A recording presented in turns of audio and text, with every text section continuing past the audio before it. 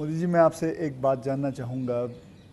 मैंने ये सुना है, जब मैं पिछली बारी आई थिंक पिछले साल मैंने ये सुना था कि जब आप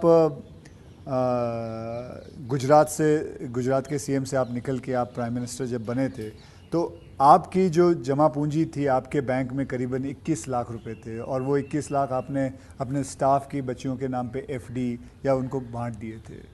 तो आज मैं जानना चाहूँगा, आप नहीं भी जवाब दे सकते हैं, आज आपका बैंक बैलेंस कितना है? एक तो ये आधी अधूरी बात है। अच्छा। आधी अधूरी इसलिए है कि जब मैं गुजरात से सीएम के रूप में निकला, वैसे मेरा कोई बैंक अकाउंट नहीं था।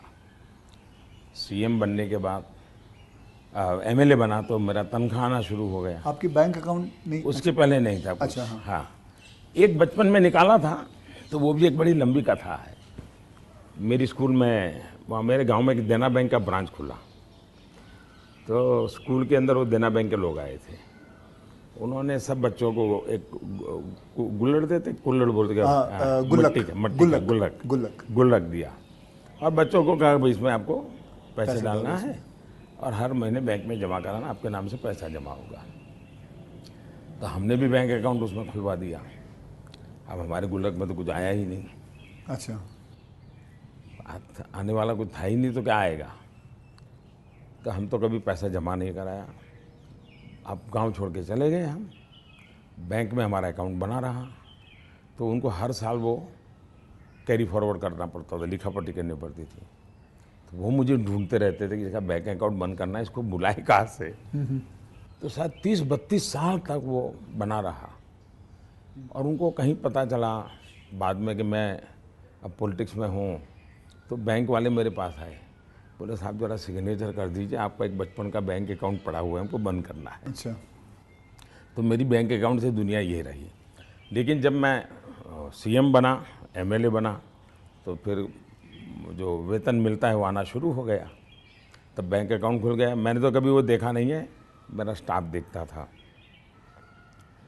जब मैं निकला वहाँ से, तो मैंने हमारे अफसरों को बुलाया। मैंने कहा भाई ये मेरा तो है नहीं, मैं ले जाके क्या करूँगा, मुझे तो कोई उपयोग है नहीं, तो मैं ये दे देना चाहता हूँ। तो उन्होंने कहा कि भाई ऐसा मत कीजिए। मैंने कहा भाई मैं करूँगा क्या इसलिए जाकर के। तो खैर अफसर लोग मेरी इज्जत करते थे, तो ज़्यादा बहस नहीं की, चले गए। शाम को एक सीनियर अफसर को लेकर के आए मिलने के लिए। फिर उन सब ने तीन लोग थे, ये समझाया, बोले देखो मोदी जी, ठीक है आपको ज़रूरत नहीं पड़े, लेकिन आपके ऊपर इतने कोर्ट केसेस चल रहे हैं गुजरात में, वकील भी इतने महंगे होंगे हैं, आपको कभी न कभी पैसों की ज़रूरत पड़ेगी।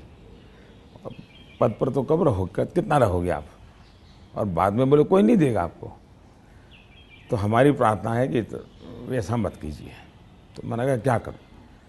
बोले ठीक है आपकी इच्छा है तो कुछ हिस्सा दीजिए।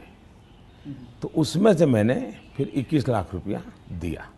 अच्छा, उसमें से? हाँ, ओके। मेरे अपने जेब से दे दिया। और मैंने कहा कि ये जो हमारा सेक्रेटरीट है, उसमें जो ड्राइवर है, हाँ, प्यून है,